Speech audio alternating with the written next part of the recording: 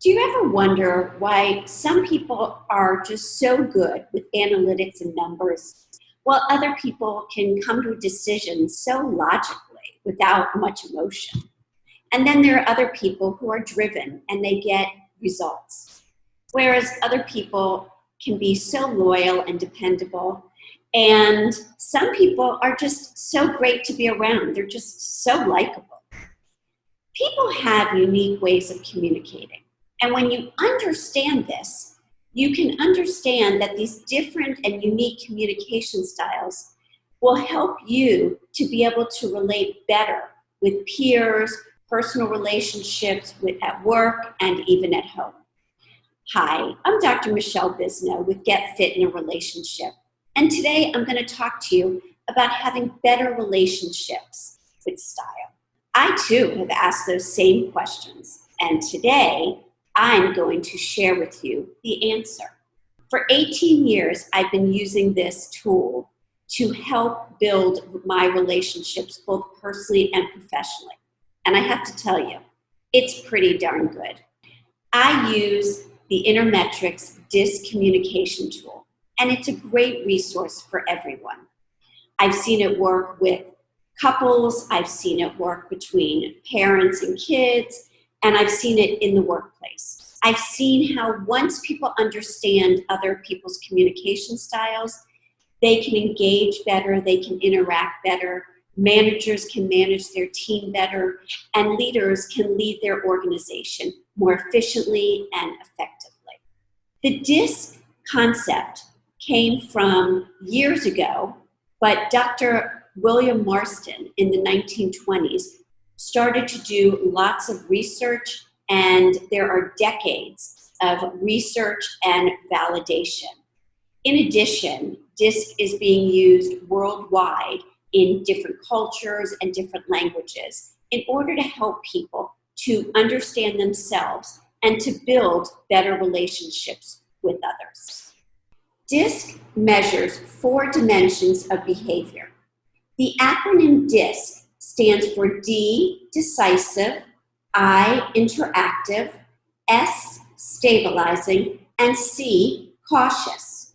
The D scale focuses on problems and how you tend to approach problems and make decisions. The I scale looks at people and how you tend to interact with others and share opinions. The S scale looks at your pace and how you tend to pace things in your environment. And the C scale looks at procedures and your preference for established protocol and standards. Today, I'm going to review these different styles.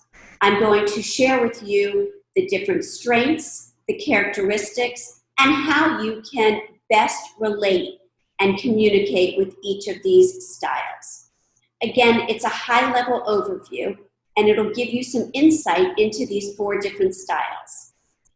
If you want, as we go along with this, you may want to even figure out what style resonates for you. It may be 1 style or 2 styles, and then you'll have a good sense of maybe what your DISC style is. Let me start off by saying there's no good or bad, there's no right or wrong style. It's just an evaluation of what is, and this is about how we do the things that we do. So let's start off with the D style. The D style is how you deal with problems. So the general characteristics of the D style is that they want authority to equal the area of the responsibility. They tend to set high goals for themselves and others and expect to meet those goals. They're excellent problem solvers, and they can think quickly on their feet to solve a variety of different problems or issues. They're direct and straightforward when communicating with others, and they tend to work long hours in creating the best solutions possible, and they expect that for others to do the same. So the strengths of the D style is that they're fast problem solvers. They get to their point quickly and they don't ramble. They're motivated to challenge themselves and to challenge others. They're direct, their bottom line, and they're task-oriented. Now, let's talk about how to communicate best with the D style. The best way to communicate with them is to be specific. Ask them what you want to ask them and don't ramble. Get to your point quickly and be prepared to handle some objections. And when you're disagreeing with them, make sure that you take issue with the methods or the procedures, not with them directly. And when you're agreeing with them, make sure you support their ideas and the potential results and not the person. So that's the D style. Very direct, task-oriented, get things done, want to get results. I'm sure that you know someone like this. Now let's move on to the I style. The I style is about how you tend to interact with others. This style likes people and wants to be liked in return. They're very good at promoting ideas and generating enthusiasm in others. They get people motivated, excited about things. They tend to be an easy person to be around, and they won't deliberately antagonize others. They're very optimistic, and they like to engage and get connected with other people. They have a wide variety of people that they know. They have a great network. And of course, this can be so helpful to teams, to organizations, to have a person like this around. Now, their strengths are about they have excellent people and verbal skills, and they're able to generate enthusiasm with others. They are flexible problem solvers, and they have high energy, and they display a great deal of poise and confidence. And the best way to communicate with them is plan to talk about things that support their dreams or their ideas. And feel free to put things in writing, but know that you're probably not going to be discussing too much. Ask for their opinions, their input regarding people and maybe specific assignments. And also, before you jump right into business or ask them to do something for you, make sure you have a little chit-chat before and have some getting to know time so they can feel that they're connecting with you. So basically, the I style is people who like to be around others. They're optimistic. They have a great network, and they tend to be a lot of fun. They like to pride themselves on having fun. So, do you know anyone with this style? Maybe it's you. Maybe it's someone else. Now let's move on to the S style, and that's about the pace of the environment. High style S's have a high degree of patience, and they're very steady and stable. They tend to be friendly and easygoing, and they're very loyal. They go by the operating protocol, if it isn't broken, don't fix it. They don't seem to like a lot of change, but if there is change, the more advance notice you can provide, the better. There's a high degree with these high S people of having internal loyalty to others and projects and ideals. And they model a professional stability necessary to grow an organization. The strengths of the S style is they build good team relationships. They have excellent listening skills, and they can be depended on. If they say they're going to do something, they do it. They're stable and sincere. And the best way to communicate with this style is to break the ice with a brief comment or some sort of connection to show that there's a sincere interest in them as a person. Be candid and open and patient, and present your ideas in a non-threatening way. And be certain that the responsibilities or what your expectations of them are clear.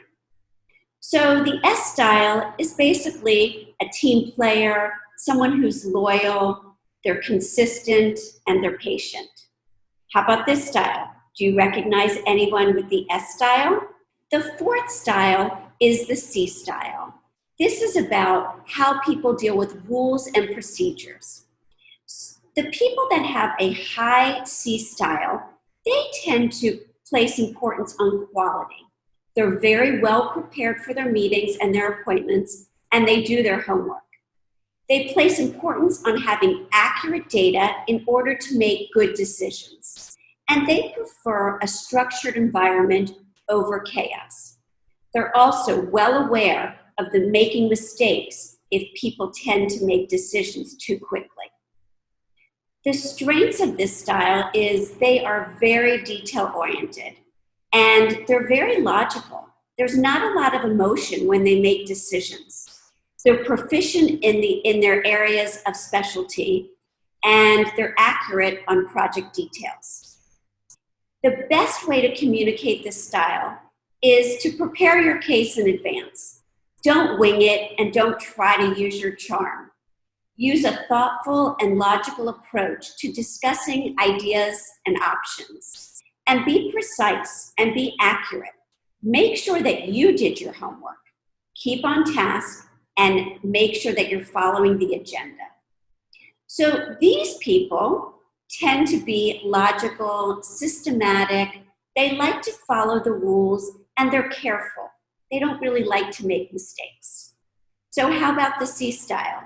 Do you know anyone who demonstrates these characteristics?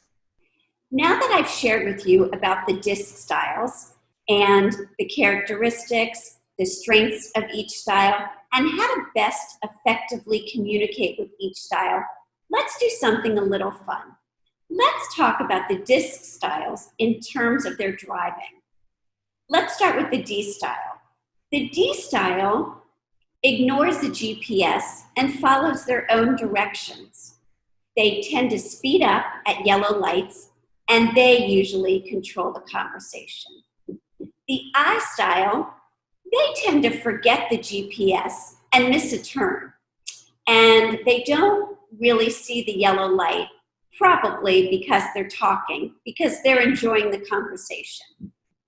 The S style listens to you and the passengers actively as they listen to the GPS.